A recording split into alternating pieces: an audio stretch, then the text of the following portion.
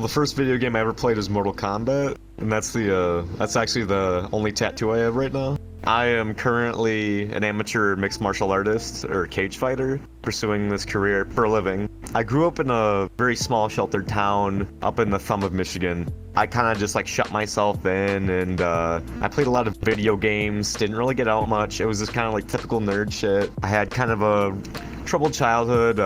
My dad was an alcoholic. My senior year of high school, he kind of gave up on drinking, and we kind of made amends. My dad, he was in the Marine Corps. When I was in school, I was basically thinking, oh, I'm just gonna go get my degree, be an engineer. I want to like design video games, like computer engineering, all that. After my time in middle school, I started exercising and really getting into that, and my dad showed me powerlifting and all that. And that really inspired me to get into fitness. I'm like, wow, this is way better than books. And I really found like my passion through fitness and stuff like that. And I started like playing sports, doing football, running track. And I felt like obligated to join the Marine Corps as well. But my dad was just like, you're not doing that unless you become an officer. You get just more benefits and treated better as an officer. My dad was a grunt. He was a dragon gunner. I really enjoyed like the military aspect of just like brotherhood and doing shit. But when I was like really thinking about it, I'm like, as an officer, it's just gonna be another desk job mainly. Cause I'm gonna be managing people, managing troops. I'm gonna be miserable. After a year, I dropped out of college, left that. And so I decided to just look up, you know what was I originally interested in the beginning of my life? That's it, martial arts. I guess what originally piqued my interest in martial arts was the Mortal Kombat. And that's part of the reason why I got that tattoo. And it kind of like reminds me of this like, yo, I could be fucking Scorpion one day. And so I looked up if there was any MMA clubs at my college while I was still there. Through that, I found the EMU MMA club and ended up meeting my coach there. Meeting him has just kind of like changed my life. I was lost, and then I felt like I had a new way, a new path to start on, a new thing to learn. And I just kind of made a big new family at my gym. So many great people there, and they've helped me out so much. My coach has helped me out in so many ways that I can't even begin to repay him. He's the nicest asshole you ever meet. Like, you know, people have like really abrasive personalities, but they grow on you. He's that kind of person. Like when you first meet him, you don't get along with him, but then after knowing him for a while, you see what a kind person he actually is and how on the inside he's a big softie. It's one of those. He's really hard on me, but because he cares, you know what I mean? And he wants to make sure that when I fight, he doesn't want to see me get hurt. He wants to see me hurt the other person. My dad and I had our differences when I was growing up, and during like this tough time and this change, he didn't even question anything at all. He was just like, I support your decision. If you want to cage fight, you can cage fight. I'm just as proud of you no matter what. And that was my biggest fear when I like left the Marine Corps ROTC. But he was fully supportive all the way. My dad like has dealt with a lot of depression in his life because my grandpa killed himself.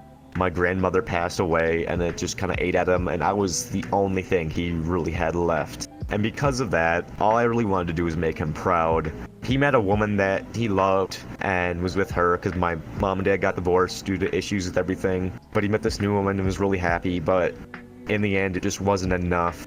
And he ended up drinking again, and then he's had close calls with suicide and depression before. But one night when I was at my gym, thankfully, so I had people there to support me. Our front desk lady came up to me. He's like, Mason, my coach's name is Greg. Greg's on the phone.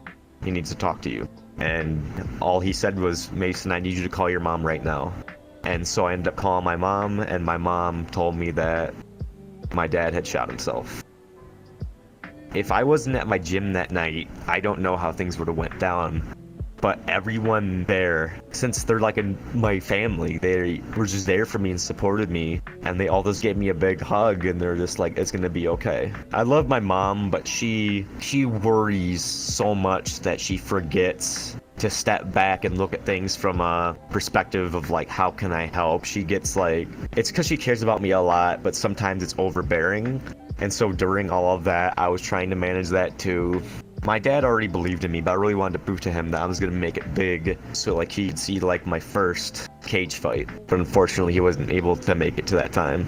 Having my coach right now, he's almost like, it sounds bad saying it, and I feel guilty saying it, but he's almost like a surrogate father for me. Like he's my father figure right now. I'm feeling like that same kind of like, I want to make him proud, and so that's why I train my ass off. We train 2 times a day, and basically the way mixed martial arts work is it's a lot of stop and go. It's a different kind of cardio. Wrestle around with people and then having to stand up again and start striking each other, it takes another kind of physical fitness. And my coach, is like the expert on that.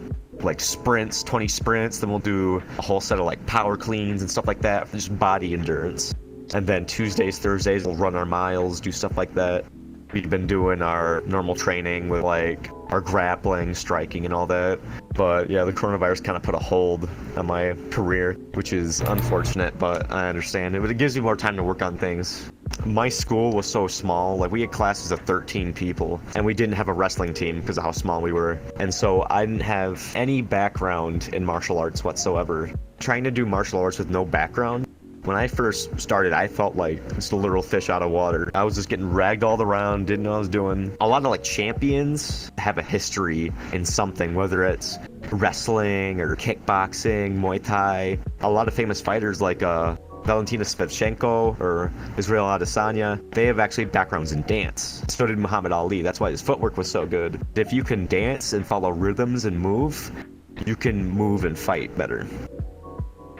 I always thought that was an interesting fact. We have a professional UFC fighter that started coming to our gym from Canada, Randa Marcos, if you guys have ever heard of her. Our striking instructor, our Muay Thai instructor, is a 5-time world champion from Thailand. In Thailand, there's 2 stadiums for Muay Thai. That's like the national sport there. You're like the shit if you hold a belt at either stadium there, and he held a belt at both stadiums at the same time. And so he walks around like he's the shit, and he knows it, and that's because he is. A lot of my training partners I train with are bigger than me and taller than me, so I'm already used to it. And so when I actually like get in the cage with someone that's gonna be my weight, it's gonna be easier to ragdoll them around. It's like you have Dragon Ball Z like weighted bracelets and stuff. Have you guys ever heard about cauliflower ear? Basically, it's a hematoma of the ear, and your ear gets damaged, the tissue in it, and then it swells up with blood. You can drain it to reduce the size of it, but it still damages the cartilage and it deforms your ear. If you don't drain it, it's gonna harden, and it can be like the size of a golf ball or something. That's why, like, if you see someone with fucked up ears, they probably know how to fight. I actually had to get my ears sliced open to get one of them drained, and the other one is just malformed as shit. Like, they're not huge, but you can definitely tell that something's wrong with them. And this is just like one of those things where it's like, it's the price I kind of pay to pursue this, but it's worth it. I'm not athletic naturally. In no way, shape, or form. I really have to bust my ass to learn something, but it's all worth it in the end because I like having to put the hard work in because I feel like I earn shit. I earn shit more.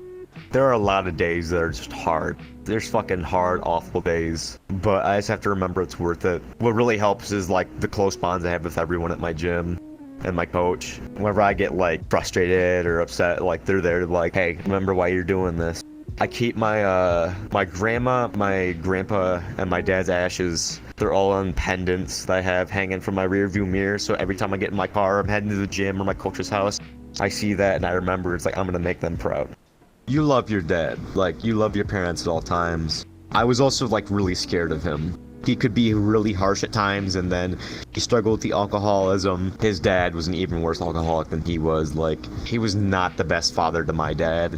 He would like beat him and all that, and so it was very mixed. Like, there's a lot of happy memories, but also a lot of sad memories. I remember one time we went over to my dad's friend's house, and we like stayed the night there, just like having like a bonfire and stuff. When I woke up, he was gone, and I guess he had left in the middle of the night, went to the bar, got drunk, and got arrested. And so, like, there's a lot of memories like that where it's just like, ah, shit. I had a lot of his shirts after he passed made into a blanket, like, sewn together. And that's something that I have in my room right now. My favorite memory, my dad, he wanted me to have the best senior year I could. And this is when we kind of made amends with everything. And so he took me and 3 of my friends to Chicago, and we just had our own spring break instead of like going on like a school mandated one where it's just like everything's strict. He's just like, yeah, I'll take you guys to Chicago and we'll just do whatever the hell we want. And like he put so much time and effort into it, and he spent so much money on us. Just, I want you guys to have the best spring break ever, and it was. Like, I'll never forget that. It felt like a movie. You have to choose how you want to remember people. Don't forget all the bad things that happen, but remember the good as well. What were you thinking when you first heard there was a phone call for you at the gym?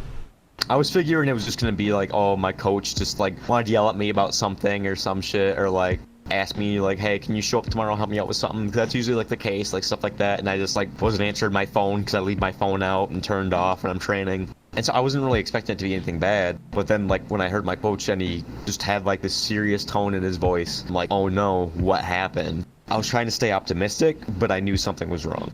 It's been difficult because I kind of do blame myself for it, because I feel like I wasn't there for him, like for my dad. And I just have like these really weird, fucked up dreams about home. Like, they're not exactly nightmares, but it's more just like this feeling of dread the entire time. He would have been angry at me if I gave up pursuing my dreams. I know that, because what he cared about was me being happy. Like, I blame myself so bad until I had that realization at my dad's memorial, when I was sitting in front of all these people I knew, a bunch of friends and family from back home, and I was just looking at all of them and just talking about my dad, just saying I knew he loved me and I knew all he wanted was for me to be happy.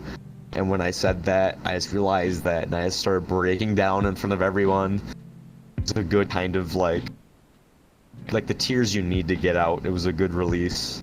I wish I could have found a way to let him know that anything bad that's happened in the past doesn't matter anymore, and that I loved him and how he became a better person and just how awesome he made my last years of high school. And it's just, I just wish I could have let him know how much I loved him and how much I just wanted to make him proud, how much he impacted my life. That's another reason, like, mixed martial arts is difficult, because it's a very selfish sport. You need to focus on yourself a lot, and that's something I struggle with. I don't like being a selfish person. I don't like being a mean person, and that's the hardest aspects. Because sometimes you need to be like, no, sorry, I can't come hang out with you. No, sorry, I can't be there for you. No, I can't do this, I can't do that, because I need to focus on my training and focus on this to make sure I win this fight, and it's just, it can be awful at times. I was so focused on training to make him proud, I had to take a step back to realize he probably missed me and really wanted to see me again. Actually, my coach and I had this interesting conversation. Like, he always asks me, he's like, you gonna have kids one day? Do you want to have kids, Mason? And I always tell him, no, no, no. He's like, why not one day? And he finally pried an answer out of me. And I said, it's because I feel like I won't be a good father. And he basically just like said, don't ever think that, don't ever think that. Because I think it's like, because of my experience with my father, I'm not going to be able to be a good father to children. And my coach is just like, usually people that have had a shitty father make the best parents because they want to do better than their parents did.